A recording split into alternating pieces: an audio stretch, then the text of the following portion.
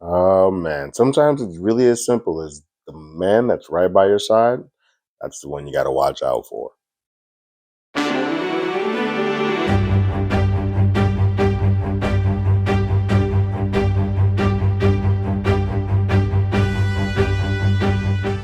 Hello, everyone. Terrence here with Hollywood Already Did It. If you haven't already, go ahead, like, share, subscribe to the channel, leave a comment, ring that bell below. Anytime we have something, you will be among the first to know. The round sixth episode of Fight Night, the Million Dollar Heist is here. It is called Community Men. We pick up right at the end of the last episode where Gordon is in a bad way. But he goes check on Vivian, see how she's doing. And a trap has been set by Frank via Missouri Slim. And so we open up with Missouri Slim roughing up Chicken Man, and Gordon sort of asking Vivian, like, how could she do this? How could she sell him out? And she's kind of like, well, look, I didn't have a choice. I had a gun to my head. And the way that he is responding to her, she is like, you are selfish. Like, I had no choice. Like, my life was on the line. Like, what else could I have done? And she goes forth to say, like, hey, you were selfish for coming up with this idea about this big party in the first place. Now, that one's a bit of a stretch because she seemed all in on this game plan to begin with. So there was some blowing some hot smoke up in the air, but she ends up, we see at the end of the scene, she does actually care a little bit about Gordon. But Missouri Slim is being a little sloppy. He's not trying to take Gordon back to Frank immediately. He wants to sort of use Frank as a trump card. Like, hey, I got an ace in the hole. What are you going to give to me, or what can I do to prove my worth to the rest of the Black Mafia that hey, I am the man here, and Frank should be removed because I got the actual job done. His quest or thirst for power gets him sort of caught up. And that's why he tries to hold on to Gordon. Gordon gets a drop on one of his men, and he escapes. And so we get a quick smile from Vivian and like, all right, he made it out. She kind of gives a quick smirk to say, cool, he's good. So it just shows you that even though she was kind of like, you are selfish, she does still care about him overall. And it's obvious that she would not have sold him out if it wasn't for the gun being. Self-preservation is what put her in this position to have to dime out Gordon. Gordon's in the win. He's gone. He makes it back to the hotel that Faye was at, and Faye is dipped out. Faye's left a note, was like, hey, take care of yourself, Gordon, but I'm out. And then the phone rings at the hotel. He picks it up, and it's Faye. Faye's just like, hey. And she hears the voice, and then she gives it to her oldest son, Gordon Jr. And Gordon Jr.'s like, Mom just wanted to see if you were alive because we thought you'd be dead. And she's like, well, why the hell would that be the way what you think of? And he lets Gordon know that you've been pinned in the paper, front page news, as the person who caused these bank heists. You are the person, prime suspect numero uno. As he says that, at the hotel, you can see outside a couple of squad cars pull up. One of them being Mason, who is now in charge of this investigation. And Gordon says, "I love you" to his kids. Say, "Hey, you're in charge. Take care of mom. Take care of your sisters. Take care of your brothers. But I'm going to be gone for a while. But Daddy loves you." And he dips out. As he's dipping out, someone points like, "That's not Chicken Man. You got the wrong person. That guy's Chicken Man." And so Mason fires off. He's a bad shot. Fires off some shots to Gordon, and Gordon once again slips away from the police. Um, Missouri Slim takes Vivian to a beautician, to a beauty store, to get her hair done, get a makeover, if you will. And he's like, "Look, I don't have Chicken Man right now. Whatever reason, he's got the slip on me, so I'm going to take the debt that he owes me out on you. So you need to give me the money and make me whole. You're going to work off this debt. My cash, my jewelry, my dignity, all were sort of taken that night. So there's a price on it, and I'm going to need you to work to give me that back." Um, it's at this point that Vivian also then learns that Gordon's name is all over the paper. So you sort of see how everybody's sort of getting this news that Gordon has been pinned as prime suspect number one. The one place that Gordon can actually go to is JD. So he goes to JD. Now, mind you, in this moment, we'll get it later, but in this moment, JD does not reveal that he's no longer with the police force. So Chicken Man thinks he's coming to a person who has a badge to help him out. But he comes in and is like, "Look, I'm in a bad way. I need your help." And JD lets him in, and JD and him sort of talk. And Chicken Man says, like, "My wife done left me." Um, he's being honest for the first time with JD. And JD is kind of like, look, at the end of the day, she saw something in you that thought she was a good man. And I'm not gonna lie to you, I have brothers and I have friends who are a lot like you, Gordon, who are smart as a whip, but don't are putting their energy and their efforts towards something else. And I don't know why you have one foot in criminal activity and one foot in entrepreneurship, and you can't get out of your own way. And that's when Gordon's just like, look, I've got a fourth grade education. All I can do is talk my way up. This is the reason why I stayed away from drugs, because I thought that was the worst of it. I've tried to do things on the up and up by doing money and whatnot, but each time he tries to go up another rung, he ends up in this world where people that he should not be associated with. And JD is like, you don't belong in this world. You're not a criminal. You're not one of these folks. I know that of you. Why do you keep getting yourself tied into all of this? At that point, JD's like, look, you're going to end up in jail or dead unless we finish what we started. And so you're in, let's continue what we were doing. So they both agree to continue on the case. Mind you, Gordon doesn't know that he doesn't have a cop on his side. Mac and Baby Ray are talking about like, hey, got to hold up a little longer until Emerson comes back to tell us what to do next as far as flipping all this merchandise, this money and these jewelry. And then Mac follows up like, well, what happened at the situation with you and the landlord? And Baby Ray happily just kind of gives him like, man, we tuned his ass up. We effed him up. You see, get some joy out of that. And Mac kind of like sees this look in his eyes like, hold on. I need you to understand that Black is not a person that you want to implement your life off of. You don't want to be like him. And Ray is like, no, he stood up for it. He's probably the first person that I know that stood up for me or stood up for something. He stands up for something. You know, he won't let anybody knock him down or bully him. And Mac's like, people like him are a loose cannon because they're always trying to prove something. Like they never feel like they have enough value. So they always have to be the loudest person in the room, always the biggest person in the room, and they have to try to prove something. And that's not a good thing. You don't want to be like him at all. So at that point, the Max tells Baby Ray, like, I'm sorry I got you into all of this. And Ray's like, no, man, this is the best fun I've had all this time. It's like, well, like, Robin, this is cool. And Max like, Robin is not what you're supposed to be doing. This is a one-off thing. This is a one-time thing. I don't want to hear you talking about this ever again. Vivian rounds up some women. Maxine, who was in the room with her and Lena back in when the robbery was actually happening. She's sort of having a sermon to all these women and sort of galvanize them to create an all-female team of hustlers to create a numbers game without the need of having penises, just to sort of get money up so she can give this to Missouri Slim so she can get him off her back. That speech doesn't go well. They they all listen, but they're not taking in what she has to say. She's basically like, hey, we have the power. Like they won't listen to us because it is a man's game, but we have the one thing that they all want. They want what's between our legs. One of them was like, well, I got a hook too. I gave that up a long time ago. And she's like, no, we have to give them the idea that that's what they're going to get. And that usually is enough to sort of carry them on. But nobody's hearing that. They all leave except for Maxine. She then comes back. And Vivian and Maxine sort of have a heart to heart. Vivian actually tells her what's actually going on. She's like, yo, Missouri Slim wants this amount of money, 50 G's. I got to give up $5,000, bring it back. I'm in a world of hurt. Maxine's like, all right, let's do it. And so begrudgingly, but she was willing to help out Vivian because Vivian says the one thing that I think Maxine needed to hear. Vivian's like, I need your help. And Maxine's like, well, if you're saying that you need my help, then this is way more serious than I think I was originally willing to say. So the two of them take their beauty to this building, this place with a bunch of white men who are head over heels and have that fascination, that itch for that darker berry juice. And so they will listen to and do whatever it is Maxine and Vivian are telling them to do. And so they start running this numbers game with them and showing them how to play the numbers, if you will, but via them. JD returns to the station to clean off his desk, and Romeo, the plainclothes black officer, is there to say, "Hey, I heard you got a good punch in." It's like, yeah, but I'm relieved of duty. Blah blah.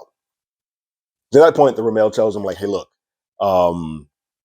One of the gunmen who got gunned down is direct ties to Frank. Frank's here in the interrogation room. And he's like, wait, he's here now? So he goes to watch the interrogation. And Mason's interrogating Frank. He's not getting anywhere. Frank's not giving him a damn thing. He's kind of getting stonewalled. Mason goes out to go grab lunch and sort of ice Frank out a little bit to leave him in there for a bit. Now, my brain would be like, hey, why would he go? JD then goes into the box. And my question would be like, why would JD go into the box knowing that he's already been relieved of duty? This is in a good way. But then I'm like, well, we've already sort of established how long these officers are willing to leave a black person in one of these boxes without checking in on them. So JD probably already knows, like, yeah, it's going to be a while before they come back to Frank. So JD goes in there with Frank, and they have sort of a tit for tat. It's great. It's one of the first mono and mono scenes we get between Samuel L. Jackson and Don Cheadle in this series, and it's really well done. They're sort of playing each other out, and Frank kind of calls him out. It's like, hey, don't tell me. You're the one they send in when they feel like their redneck stuff isn't getting through to the black folks. And I bet these black folks, they see you, they start lowering all their defenses and feel right at home with you, you Southern Negro. There's this point that JD tells him, like, Mason ain't my partner. In fact, I'm the one that gave him that Shiner. Sort of just try to get in and say, oh, we are on the same page a little bit, at least to let Frank know that I'm not the same as that guy. Doesn't quite work. But Frank's like, all right, well, good. You finally wisen up and learning some of your lessons out here. And then in a way, subtle way, Frank kind of throws just to see if he's going to take a taste. Frank throws a bribe out at JD, and JD rebuffs it. And at that point, Frank realized, like, okay, this ain't gonna be the one that I can get in on. JD then asks him, like, how much did they get from you? Because he basically is putting him at the party. It's like, you're at the party, how much did they get from you? And Frank, without hesitation, because he doesn't know that already. But in addition to letting him know that he was there, he also lets him know that, hey, the money, kind of irrelevant. What you can't put a cost on, what you can't put a price on, is you can't put a price on pride and the dignity and sort of status that was lost in being put in a situation where I'm being robbed. It's at that point that JD says, well, you can't quite quantify how the families of Lena and Tommy felt, who were people that were murdered in the proximity of this robbery, what seemed to be by the hands of you. He can't put a price on their family. And it's at that point Frank's like, okay, hold on. You're not putting this on my head. You're not putting these to me. But JD's like, I just want you to know that you're on my radar. And Frank's like, cool. If that's the case, then the next time we see each other, we're not going to be as cordial. And it's best that we don't run into each other anymore. At that point, JD's like, that sounds like a threat. And Frank's like, you sound like you are a person that believes that I need to threaten or is worthy of being threatened. And then JD leaves and goes to his car, where Chicken Man's been outside this precinct this whole time, kind of just hiding out in the car. Again, not aware that JD is not a cop. They get in the car, and JD sort of reads him the riot act a little bit, because JD was not informed by Gordon that Frank was at this party, which is something that Gordon could have given that information from the jump. Gordon then tells him, like, look, Frank freaks the hell out of me. I've seen Frank shoot a man in the head, and I heard him strangle Silky over the phone. He's not for play. So I'm not dropping a dime or doing anything against Frank. I just want to clear my name. So whatever you can do to help me do that, if we're doing that, let's go ahead and do that. But I don't need this being read the riot act right now. JD calms down a bit. He's like, all right, cool. Let's go visit Ed, who is Andre's uncle. Let's go visit him now. And Gordon's like, well, why we go visit him? Andre's dead already. And JD's like, that's just it. He doesn't have anything to protect him for now. So let's go pay him a visit to see if he's going to actually give us anything. Frank makes it back home and asks Lamar, why the hell were they using machine guns out there? Like, I told you guys to keep it quiet, and the first thing you do is start shooting up everybody and shooting up anything. To that point, Lamar shows him the paper that shows, like, hey, we have this going for us now, and shows that Gordon is public enemy number one. Well, I need to pay somebody over at the Atlanta Tribune a little visit and give them some money and put them on the payroll. And then gets a call from Cadillac. And Cadillac is telling him that, hey, people within the firm don't have the best the best sense of you having your ish together. And so I think you should take a couple of days off. Let me come in, handle this finding this chicken man situation, and then we sort of go from there. To that point, Frank's like, "Who the hell is saying that they don't have faith in me?" But it's telling in this phone call in that one, he's not under Frank anymore. Like he used to be by Frank's side the whole time, and now he's no longer there. That's a piece that's telling, especially with what we get at the end. But it's clear in this moment that he is of the belief that Chicken Man is still with Missouri Slim. And so he thinks he sort of has a trump card up because he can sort of present this to Frank and say, hey, you didn't do this correctly. I can now tell the firm that we got him. Frank didn't get him. That was the plan. But Gordon sort of jacked all of that up. JD and Gordon go over to Ed and they inform him of Andre's death. He's taking it a hard way. And eventually he gives them the name of McKinley Rogers, which is Mac's full name. So they go to a hotel where he was registered, and they start going over his materials, and they find a photo of Emerson and him, which triggers Gordon to remember Emerson was the person that originally had a party set up, and they sort of stole it from him. And JD's like, "Well, hold on, why am I just now hearing of this?" Like, well, I didn't think anything of it. He's like, so you're saying that the person who you stole a party from didn't trigger to you that this person has a motive and this could be the person that's behind all of this? It's like, well, I mean, now that you say it, yeah, I guess that makes sense now.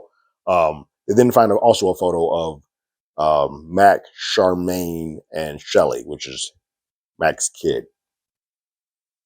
Charmaine being the wife or ex-wife who we've seen before earlier in the series. And so they get a readout on her to go find her and look her up. They head to Charmaine's wife, who's working at a mall as like one of the perfume ladies to spray perfume, as folks call it. He approaches her, and she's kind of rebuffing it, but he's like, "Look, your ex-husband is in a bad way, and there are people who are trying to hurt him, and his best scenario is going to be to come into me." And she's like, "Look, can you just leave? You're messing up my work." It's like, "Look, if you truly care about Mac, get him to come in, because if he doesn't, this is not going to end well for him or your family." While JD is in the mall, obviously Gordon's in the car again, just hiding out, hanging out, because everybody has his photo. Police squad car pulls up right next to him, and right as they're about to sort of get a look inside the car, JD comes and sort of BS's them out of doing so. They're like, "Oh, weren't you the cop who was guiding Ali?" And like, "Yeah, guilty as charged. That was me." And he sort of has used some of the fast talking BSing that Gordon normally does. He's doing to sort of rub off. So he's taking some of the nuggets that Gordon has given him, and he's gets them off the trail, and then they head out. Remember in the episode when the Ali fight, Gordon goes up to the janitor Sully, who wants his winnings. He told him to come up, meet up with Vivian a couple days later. All of this has happened, so he's never gotten his money. He shows up at the site where Vivian and Maxine are doing their numbers game, and he sees Vivian and he sees Maxine. He's like, "Well, they're associated with Gordon. Somebody got to give me my money." And so he starts screaming from the rooftops, like, "Hey, if you're playing the numbers game with these two, don't trust them. Get your money back now because they don't pay out. I won a long time ago and they never give me my money. They owe me this amount." To shut that down quickly, Vivian gives him 2 times the amount. I think he was looking for 250. She gave him 500 just to get him out of the Dodge. And Maxine's like, "Well, what are you doing? You just gave him a huge chunk of our money."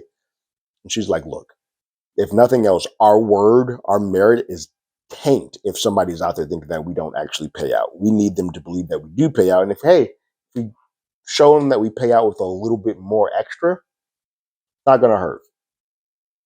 We just don't want to have bad mouth go out. And now all these folks' friends may come back to us. In the interim, though, however, we're screwed because we only have $1,200." And Maxine's like, "Well, what are you going to do?" He's like, "I don't know. I'm going to have to go figure it out." Back at the spot where the money's being held, Black and Baby Ray having a civilized conversation about spades. And until Black pulls a gun out on Baby Ray, scares the living crap out of him. But he's basically saying, like, where the hell is Mac going? And Baby Ray's like, well, Mac said he had an emergency with his kid. he's never lied to me before, and I don't have any reason to believe that he's lying. But Black, again, always out trying to prove something, always being the, hey, I got to do this first. He's pulling a gun and doesn't trust anybody. We then see Matt go to Charmaine and kind of is like, well, is Shelly okay? And Charmaine's like, yeah, she's fine. But a police officer came to me to tell me you were involved in this robbery. They're saying that you should come in. And Max like, that ain't happening. It's like, no, this cop seems different. This isn't the typical cop that we normally have. She doesn't mention race, but it's kind of alluded to, and with how well she's saying, like, no, he's going to be here for us. But that's not neither here nor there, because Gordon and JD are off on the street watching this interaction. They saw Mac pull up, they saw the car, they saw this, so they basically now have a read on Mac. So this point that Mac, it's at this point that Gordon is like, hey JD, go arrest him. And JD's like, no, we don't have anything to go off of. I don't think going to arrest him is the smartest play. I think the smartest play is to follow him back to where the hideout is, see him with the loot. That is actual evidence that ties him to all of this, and then we can arrest him. And Gordon's like, no, I'm going to get out the car and just go now. And JD's like, all right, look, I got something to tell you. I'm no longer a cop. I'm off the duty. And he's like, okay, well, what about a citizen's arrest? And he's like, we don't have enough. Like, if we just go up to him right now, all we're doing right now is just getting him off of circumstances. Like, we have nothing that actually pins him to the actual crime. So we need to just wait this out. So they do. So they follow him from Charmaine's place back to the hideout. And like the one thing that sort of got Gordon to think a little bit is JD saying, well, hold on. I don't think he's the main player in this. Because why would you do a robbery of this magnitude and then just stay here in Atlanta? They're clearly waiting to meet with someone. We need to find out who that person is. Vivian goes to Missouri Slim and drops off the money. And he can tell immediately that it's light. It's like, yo, this ain't it. And so then he pays the girl that's with him, just like, hey, you head out. What else are you gonna do for me for this money? Like, you need to make up this debt. What else are you gonna do for me? And like Vivian thinks the worst. Like Vivian thinks like she's gonna want me to have sex, do whatever it is to make this debt even. What he wants is for her to wash his feet. So the bowl is there. She's about to get down, and then Frank and Lamar come in, and they have a tit for tat. Mind you, on the counter next to Vivian is Missouri's gun. That's where he put it as he was about to get his feet washed. Frank and Lamar come in. They have a chit chat, and Frank kind of like, whoa, you lost a chicken, man. He's like, I've heard through the grapevine that the firm is displeased with the way that I've been doing things, specifically you. And it's at that point the Missouri's like, yeah, man, you're the old man on the bar. Like you lived a long legacy. You are a legend in all of this. But it's time for you to step your old ass aside and let the new blood come in. And it's at that point that Frank questions him, like, hey, did you rob me? Like, are you the one who robbed me? And after asking a second time, Missouri's like, no, I didn't rob you. But if I was to have robbed you, you would be dead. And then he goes to grab the gun, but the gun's gone. Vivian has the gun, and she shoots Missouri Slim. And then whoever Missouri's second in command is pulls out a gun, but Lamar and Frank unload on him. And then in a bit of nervousness, Vivian turns to go and points it at Frank and Lamar, but Frank just puts his hand on her hand and just lowers the gun and is like, go about your business. You have a great day. And they leave with Missouri Slim dead and Vivian kind of just standing there. Like, now the debt that she had to pay, Frank's clearly not coming after her anymore, because now Frank it feels like Frank doesn't believe that Chicken Man actually has anything to do with this. He's like, no, this is somewhere in-house. Somebody's doing something now. So I think he's off the Chicken Man circuit. Plus the police are kind of swarmed in around him. So even if he wanted them, he's going to have to ease up off that a little bit. But in this, Vivian's now is a free bird. She's kind of like, well, hold on a bit. I don't have to answer to him, Frank, or Chicken Man. And she sort of has already started this little enterprise with Maxine. So she's now sort of this free bird doing things on her own accord, which might kudos to her. The word spreads pretty quickly. So meanwhile, back to New Jersey, which is where Cadillac is from, he gets the word that Missouri Slim is dead.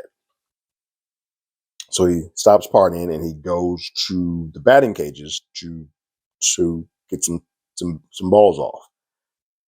And Emerson shows up, which kind of already leads to point one to point two. He's like, I set up this robbery thinking that the firm would question Frank's power. But now, if he's going around killing people in the firm, this could turn into a world war. And this could be a lot. This could be a lot better than what I originally even anticipated. He's like, I wanted them to question his power and then in return come to me. But now, if Frank's off the hinges, this could be good. I just need to make sure that whatever loose ends we have that ties this back to me get wiped off the board, which in my brain also includes Emerson. But Emerson in this moment is not really thinking of that. And the way that the power dynamic is, he's not, he's the lesser of the two. He's the weaker of the two and doesn't feel like he can overtake Cadillac. But Cadillac goes into this whole story about how he was a great baseball player and then he got caught up by this crooked redneck cop that took a swing at one of his legs and he wasn't able to ever play base do that anymore. But he can still swing a ball. Like in a stationary situation, he can knock the cover off that damn thing. And so he asked Emerson to come into the cage with him because Emerson sort of starts questioning his power and his beliefs. And he says, yo, play catcher for me. My man's like, I don't have a glove. He's like, cool, you don't need one. He really doesn't say it, but he just visually looks like, I'm not asking you, brother. Get over here and be my catcher. So he gets behind them and kind of like tagging these balls. He's not letting one get to him until he says, hey, I need you to remove the loose ends. That includes Black, Mac, and Baby Ray. I need them to be gone. And Emerson says, like, without hesitation, like, Black, I don't give a damn about. I can take Black off the board in a heartbeat. That's not a problem. But Mac's my ace. Like, Mac was down for me. He helped me out of a bad time. Like, I don't know about Mac. At that point, Cadillac pulls a swing, and one of the balls hits directly in the shoulder. And then my man's like, I'm not asking you a question. I need all loose ends tied up. So anybody that has anything to do with this, I need them to be retired immediately. JD and Gordon follow Mac back to the hideout. Mac comes in. Black starts questioning him about like, where the hell you been all this time and whatnot. Mac's like, stand down. Get the hell up out of my face, dog. I want to go check on my kid. I'm going to need you to back off. While the questioning escalates, a phone call comes in. It's Emerson. Emerson saying like, hey, we need to meet. We need to meet now. Let's go over to Jekyll Island.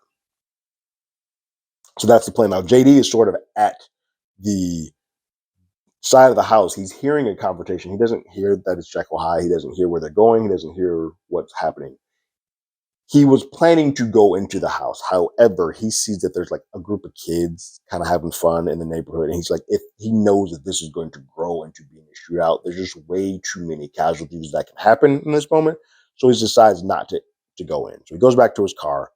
Once he gets back in the car, he sees that Mac, Baby Ray, and Black all get into the car with guns, jewelry, and probably bags of cash. They don't know what it is, but that's what we know it is. And then they pull off, and JD's like, well, I guess we're just going to follow them until we can get the drop on them. So I think whatever occurs with them is probably going to end up in a bit of a shootout before they get to where they have to go to, just because Black is so damn paranoid. But that's the episode. A really good episode. A lot happens here. We learn that Cadillac is the man who's been responsible for all of this. And that Emerson is just as much of a pansy in this as Mac is, but he's setting up his friend. I do feel like no matter what, even if Cadillac gets, let's say, and I don't think this is going to happen, but let's say Emerson does kill Mac, Black, and Baby Ray, Cadillac's then going to kill Emerson. You can see that if he's already willing to do these machinations behind the scenes, to be like, hey, I'm going to do this, be side by side with Frank, he's not going to give a damn about Emerson in the long run. But yeah, a lot of cool little things that happen here. But I think the biggest sort of best scene that happened was the Frank and JD together. And I think that JD and the Chicken Man at JD's house, when they first sort of just had take all the walls down and say, hey, look, this is who I am. This is what I did. This is why I've chosen this life. And JD's just calling him out like, you don't have to do that. Like, you've chosen to do that. You keep punching above your weight. You can just be a good person. So those scenes were fantastic. But yeah, it's going to be interesting to see where these last couple episodes go with, I think Frank is pretty much off the Chicken Man side. And so Chicken Man now is just trying to like clear his name from the police. But does that occur before or after Frank murders the rest of Mac Black? Because as much as Emerson's coming to handle that, if Frank gets there first and kind of gets one of them to sort of rat, specifically Emerson, to rat on who actually is responsible for this, yeah, it's gonna be a big blowback real fast. But yeah, I love it. It was a great show to me. It's one of those shows. I'm actually on time this time. I watch these in real time all the time, but it's the first time I can actually talk about it in real time. What did you guys think about the sixth episode of Fight Night, the Million Dollar Heist? Go ahead and leave your thoughts and comments in the comments below. If you haven't already, you can follow us on Twitter at HollywoodADI. You can hit us up on email at HollywoodAlreadyDidIt@gmail.com. We also have a podcast by the same name. That's on Apple Podcasts, Spotify, anywhere the place podcasts. We're there. And like always, I got my ticket. You got yours.